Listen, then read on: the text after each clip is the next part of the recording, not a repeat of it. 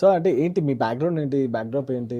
Kannada basically Karnataka నుంచి బెంగుళూరులోనే నేను చదివాను. హ్మ్. హ్మ్. పుట్టి పెరిగింది అంతా బెంగుళూరులోనే. ఓకే. నా స్కూలింగ్, నా ఇంజినీరింగ్, ఎంటెక్ వరకు నేను బెంగుళూరులోనే చేసిన. ఇన్ఫాక్ట్ బెంగుళూరు నుంచి బయటికి వెళ్ళలేదు నేను ఎక్కడ కూడా, ఓకే. ఈవెన్ చదవడానికి కూడా. అండ్ ఎంటెక్ ఫైనల్ ఇయర్లో ఉన్నప్పుడు లాస్ట్ సెమ్లో నాకు అజరామర అని ఒక సినిమా వచ్చింది, Kannada cinema, as a okay. Hero. So అక్కడ నుంచి నా జర్నీ స్టార్ట్ అయింది. And then we continued on. Almost ఒక 7-8 ఫిల్మ్స్ చేసిన తర్వాత నాకు కేజీఎఫ్ కూడా వచ్చింది. So okay. అలాగే కంటిన్యూ అయ్యింది అక్కడ.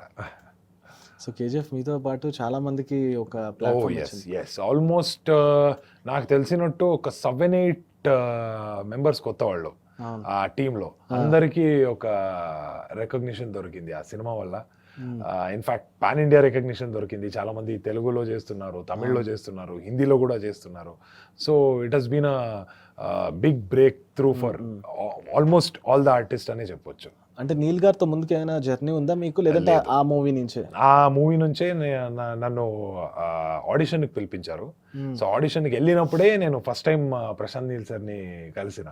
సో అక్కడ కలిసిన తర్వాతనే చూసి ఓకే, ఇదొక ఇదుంది, డైలాగ్ ఉంది, చేసి చూపించండి, సార్ వస్తారు, రెడీ అవ్వండి అని అన్నారు. సో నేను చేస్తుంటే సార్ వచ్చారు కిందకి. అంతా ప్రాక్టీస్ అంతా అయిపోయింది. సార్ వచ్చినాక ఓకే చేయండి అని అన్నారు. చేసిన వెంటనే చూశారు, ఓకే మీరు సెలెక్టెడ్, నెక్స్ట్ వీక్లో మీకు షూట్ స్టార్ట్ అవుతుంది, రేపు లుక్ టెస్ట్ పెట్టుకుందాం అన్నారు. సో ద నెక్స్ట్ డేనే పిలిపించి ఆ లుక్ అంతా ట్రై చేసి ఓకే లాంగ్ సైడ్ లాక్స్ పెడదాము, లాంగ్ ముస్టాష్ పెడదాము, ఆ ప్రాపర్ 80s లుక్ ఏముందో ఆ డాన్కి ఏ లుక్ ఇస్తారో సో అలాంటి లుక్లో ట్రై చేద్దామని చెప్పి అదంతా అయిన తర్వాత నెక్స్ట్ 1 వీక్లోనే షూటింగ్ స్టార్ట్ అయింది నాకు.